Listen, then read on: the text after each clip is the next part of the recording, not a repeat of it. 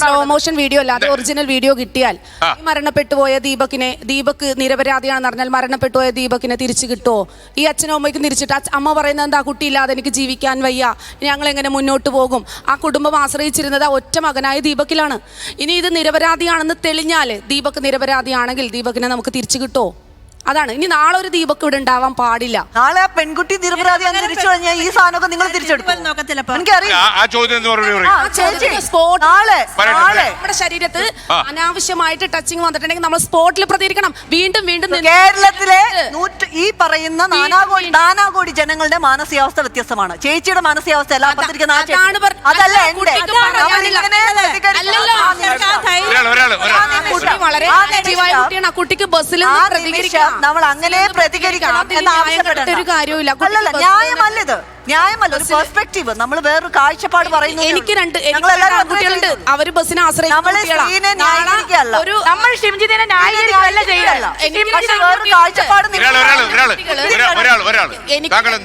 എനിക്ക് രണ്ട് ആൺകുട്ടികളുണ്ട്, അവർ ബസ്സിനെ ആശ്രയിക്കണം. നാളെ അവർക്ക് ഇതുപോലെയുള്ള സംഭവങ്ങൾ ഉണ്ടായിട്ടുണ്ടെങ്കിൽ അതുകൊണ്ട് ഉണ്ടാകാൻ പാടില്ല.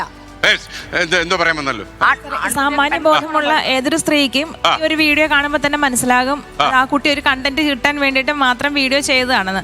ഞങ്ങൾ സാധാരണക്കാരാണ്, സമൂഹവുമായിട്ട് ഇടപെട്ട് ജീവിക്കുന്നവരുമാണ്.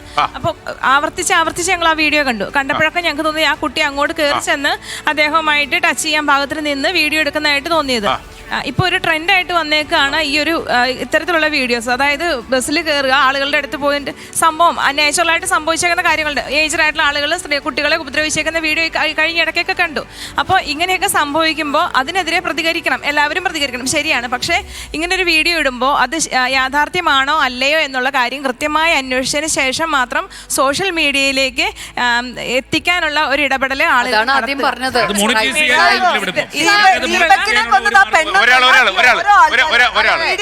ഓരോ മനുഷ്യന്മാർ കൂടാണ് ആ ദീപകിനെ കൊന്നത്, അല്ലാതെ ഒരു പെണ്ണ് വീഡിയോ എടുത്തോണ്ടല്ല ദീപക്.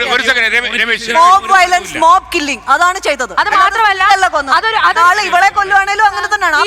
ദീപകിന്റെ മരണത്തിന് അതൊരു കാരണമായേക്കാം, പക്ഷെ അത് മാത്രമാണ് കാരണം നമുക്ക് പറയാം. നമ്മുടെ നാട്ടിലുള്ള ആൾക്കാരുടെ മാനസിക അത്ര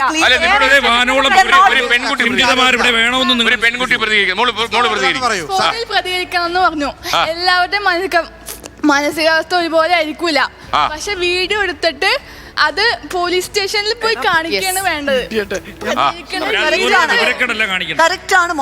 പ്രതികരിക്കേണ്ട രീതിയാണ് അതാണ് ബുദ്ധിമുട്ടുണ്ടാക്കിയത്. അതാണ് സോഷ്യൽ മീഡിയയിൽ പോസ്റ്റ് ചെയ്യല്ല വേണ്ടത്. അല്ല, ലോകത്തെവിടെയായാലും ഏത് സമയത്തും 24 വാർത്തകളും ഓഗ്മെന്റഡ് റിയാലിറ്റി പാക്കേജുകളും എക്സ്പ്ലെയിനറുകളും വിശദമായി കാണാൻ ഞങ്ങളുടെ യൂട്യൂബ് ചാനൽ നിങ്ങൾക്ക് സബ്സ്ക്രൈബ് ചെയ്യാം.